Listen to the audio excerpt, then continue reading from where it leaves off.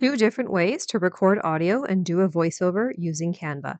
Hey everyone, it's Maria here with Essetino and on this channel we show you how to create profitable content. Okay, so these are going to be two simple ways for you to do a voiceover or record audio on Canva. We're just going to use a basic pitch deck template in order to show you. The first way is just go over to Uploads here on the left, and you want to click on Record Yourself. And you'll see you have the option of Record Voiceover. So we're going to click on that. And then right off the bat on the bottom, you can see the record button here. It's nice and big and red. We'll click on this microphone, and you just want to make sure you always have the correct microphone picked. So in this case, we're going to do microphone USB, and we'll click record. So you'll get the 3-second countdown. And right off the bat, you can start talking. You can see how far your cursor is going as you're chatting. You also have the option of hitting pause, which I like. You can always use this to gather your thoughts, figure what you want to say for your next slide. And then if you hit resume, it gives you the 3-second countdown again, which is quite helpful. Now, personally, for this method, I would say it's better for, we'll just pause this. I would say it's better for a shorter recording, maybe not a long presentation with several slides, because you do kind of feel like you're under the wire. You can always lengthen the actual video or the actual image that you're showing to match the audio.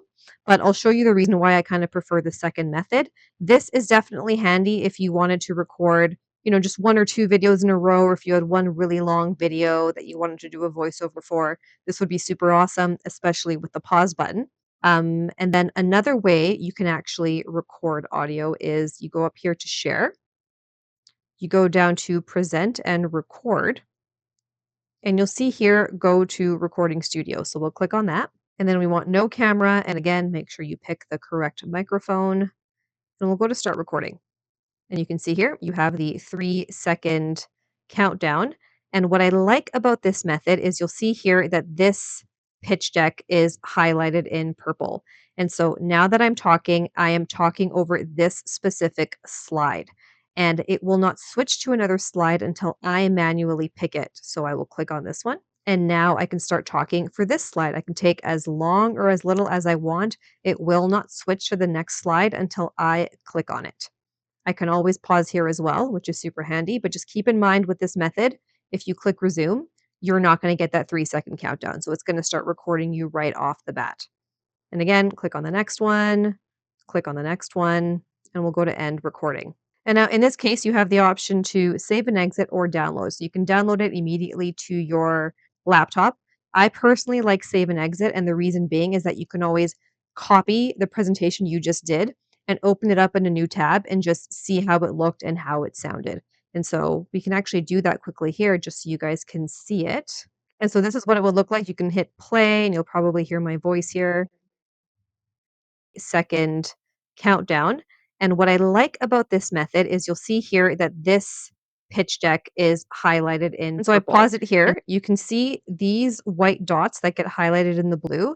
This is where I switch to a new slide. So it shows you that as well in the recording, which I quite like. So we can move this cursor down, and now you'll see that it switched to this one.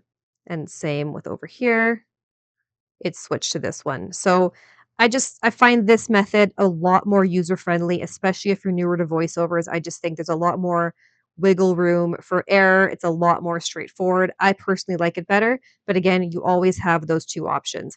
There is actually a third option as well, which I forgot to mention, and that option would just be to upload your own audio. So you would go over to uploads here, and then under the audio tab, you can always upload your own audio file and attach it to your presentation or your video or whatever project it is that you're doing.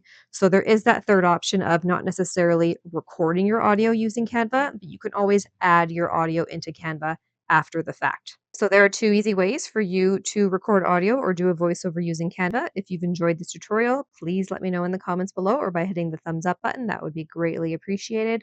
Thank you so much for watching, and we'll see you in the next video.